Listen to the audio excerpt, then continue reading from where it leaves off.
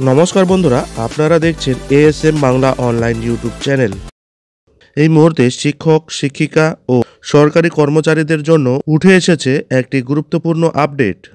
বন্ধুরা, ইতিমধ্যেই মাননীয় মুখ্যমন্ত্রী মমতা বন্দ্যোপাধ্যায় সরকারি কর্মচারীদের উদ্দেশ্যে বলেছিলেন, ঠিকঠাক কাজ না করলে তাদের বরখাস্ত করা হবে।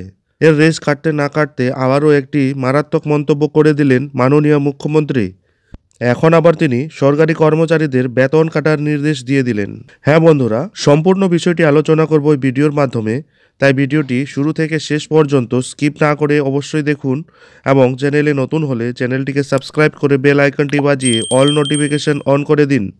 বন্ধুরা, আপনারা জানেন দুদিন আগেই মাননীয় মুখ্যমন্ত্রী সরকারি কর্মচারীদের চাকরি খেয়ে নেওয়ার হুমকি দিয়েছিলেন।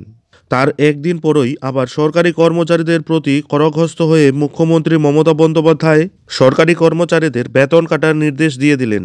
বন্ধুরা, এবার কোনো সরকারি কর্মচারী যদি কোনো ব্যক্তিকে সরকারি পরিষেবা দিতে দেরি করে, তবে প্রতিদিন 250 টাকা করে তার বেতন থেকেই কেটে নেওয়া হবে, এমনই খবর পাওয়া গেছে নবান্ন সূত্রে। বন্ধুরা, বকেয়া ডিএ নিয়ে আন্দোলনকারীরা আগামী 19 জানুয়ারি কলকাতার রাজপথে একটি মহামিছিল এবং একটি বিরাট জনসভার আয়োজন করেছেন। ওই দিন মাননীয় মুখ্যমন্ত্রীকে তাদের দাবি দাওয়া নিয়ে আলোচনায় বসার জন্য অনুরোধও জানিয়েছেন আন্দোলনকারীরা। এখন দেখার এটাই, মাননীয় মুখ্যমন্ত্রী ওই দিন আন্দোলনকারীদের সাথে আদৌ কি দেখা করবেন। ওই দিন মাননীয় মুখ্যমন্ত্রী আন্দোলনকারীদের সাথে আলোচনায় যদি না বসেন, তাহলে ওই জনসভার পর থেকেই অনির্দিষ্টকালের জন্য অনশনে বসবেন আন্দোলনকারীরা। শুধু তাই নয়, বকেয়া ডিএ নিয়ে আন্দোলনকারীরা আগামী 29 জানুয়ারি থেকে লাগাতার ধর্মঘটের পথে যাবেন বলে ঘোষণা করেছেন। এরপরে স্তব্ধ হয়ে যেতে পারে পুরো বাংলা।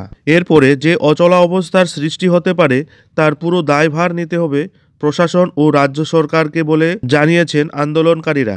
সরকারি কর্মচারীদের এই ধরনের কর্মসূচির ঘোষণার পরপরই মাননীয় মুখ্যমন্ত্রীও কিন্তু ফুল অ্যাকশনে রয়েছেন। পরপর তিনিও নবান্ন থেকে চাঞ্চল্যকর মন্তব্য করেই চলেছেন। কখনো চাকরি থেকে সরকারি কর্মচারীদের বরখাস্ত করে দেওয়ার কথা বলছেন, কখনো ঠিকঠাক কাজ না করলে তাদের বেতন কেটে নেওয়ার কথা বলছেন। 19 তারিখে কি হবে সে তো এখন সময়ই বলবে। যাই হোক বন্ধুরা, এই ভিডিওটি এখন এখানেই শেষ করছি। ভিডিওটি ভালো লাগলে ভিডিওতে অতি অবশ্যই একটি লাইক দিয়ে বন্ধুদের মধ্যে শেয়ার করতে ভুলবেন না।